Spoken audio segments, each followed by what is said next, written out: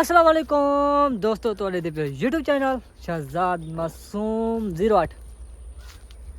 ਜੇ ਕਿ ਤੁਹਾਨੂੰ ਪਤਾ ਕਿ ਆਪਾਂ ਵਲੌਗ ਬੜੇ ਨੇ ਰਾਇ ਸੇ ਤੇ ਅੱਜ ਦਾ ਵਲੌਗ ਆਪਣਾ ਇਹ ਹੈ ਕਿ ਆਪਾਂ ਰਹਾ ਗਿਆ ਸੇ ਕਪਾ ਇੱਕ ਸਾਈਡ ਜਿਹੀ ਤੇ ਇੱਕ ਸਾਈਡ ਕਹਿਣਾ ਜਿਹੀ ਕਪਾ ਰਾ ਦਿਆ ਸੀ ਨਾ ਇੱਕ ਸਾਈਡ ਜਿਹੀ ਇੱਕ ਸਾਈਡ ਕਹਿਣਾ ਜਿਹੀ ਹੁਣ ਤੋਂ ਬਾਅਦ ਆਪਾਂ ਬਲਾ ਚੋਪੇ ਮਾਰ ਗਿਆ ਸੇ ਵੀ ਇਹ ਵਿੱਚ ਆਇਆ ਸੇ ਰਾਧਾ ਸੇ ਤੇ ਆਪਾਂ ਉਹ ਦੇਖਣ ਚਲਦੇ ਪਏ ਸੇ लेकिन ये जो साइड है ना ये आप ना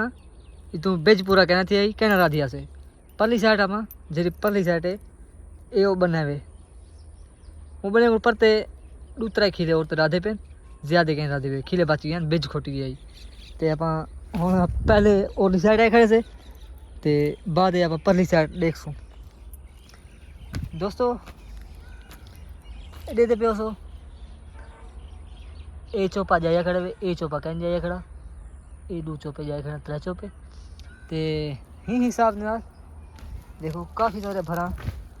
हम आप चलते पैसे परली साइड करूँ हम आप चलते पैसे परली साइड करूँ जो परली साइड करूँ क्या पोजीशन है ते क्या हाल विदा है ते आप तो खिले जुलू पे ताकि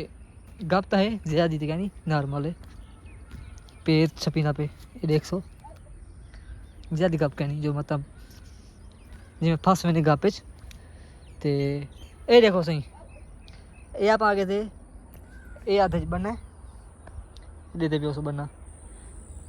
हम आप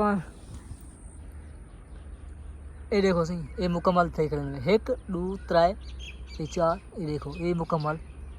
थे खड़े में ते ये सारे हमसाए ना घा है ये दे सो घा ते ये कमान दे ये भी घा रहे सन परू रुपये ते वो घा है परू हरदाल रहे सन वो जब तू तड़ी नहीं जाती पे होने नाल जो पता नहीं हो जल्दी जल्दी चैनल को सब्सक्राइब मार लावे और घंटी के बटन दबा आल ते लाजमी रखना है दोस्तों। नमाज 5 वक्त पढ़ी करो दुआ को और मेरे को नमाज पढ़ने तौफीक देवे आमीन या रब्बिल आलमीन।